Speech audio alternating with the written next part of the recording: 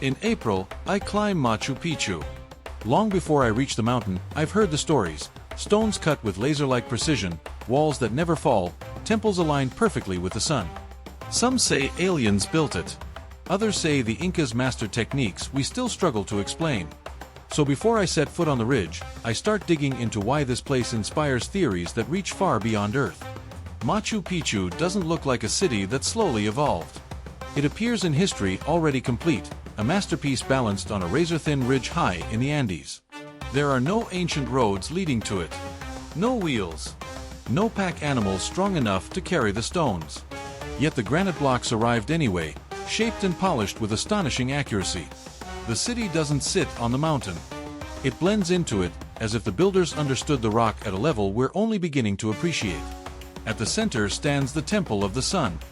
Its stones fit so tightly that not even a blade can slip between them. There is no mortar, no misalignment, and no sign of hesitation in the design.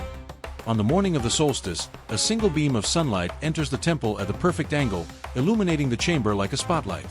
To some, this looks like advanced engineering.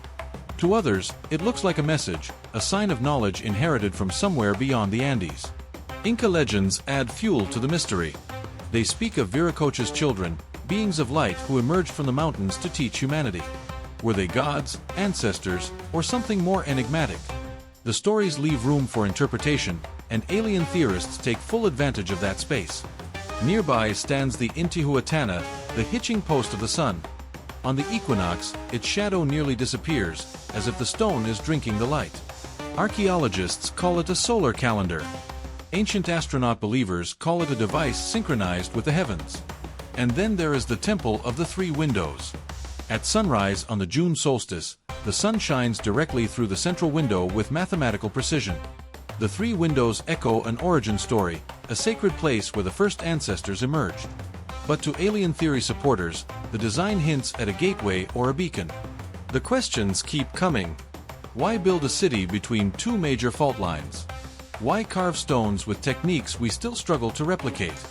Why align the structures so precisely with the movements of the sun? When the Spanish reached the Andes in the 1500s, they recorded something surprising.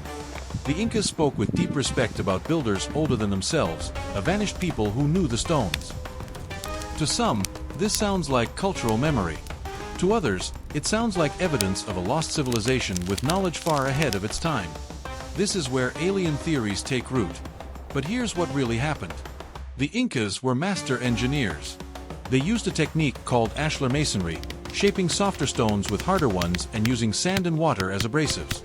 They understood earthquakes better than most ancient cultures, building trapezoidal doors and windows that could flex without collapsing. They studied the sky, the seasons, and the landscape with incredible precision. Their achievements weren't supernatural. They were the result of skill, observation, and generations of knowledge. Machu Picchu wasn't built by aliens. It was built by people, brilliant, determined, and deeply connected to the land. The mystery isn't whether extraterrestrials shaped these stones.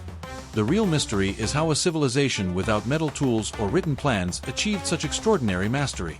And that story, the human story, is far more impressive. I've now presented the theories, the claims of advanced knowledge, impossible engineering, and alleged alien influence at Machu Picchu. These are the ideas that fuel the ancient astronaut conversation. In April, when I'm finally on the mountain myself, I'll examine the evidence firsthand. I'll see what holds up and what doesn't survive direct scrutiny. I hope you enjoyed this video. If you want to follow the investigation as it unfolds, make sure you follow Andrew's Blast Through Time.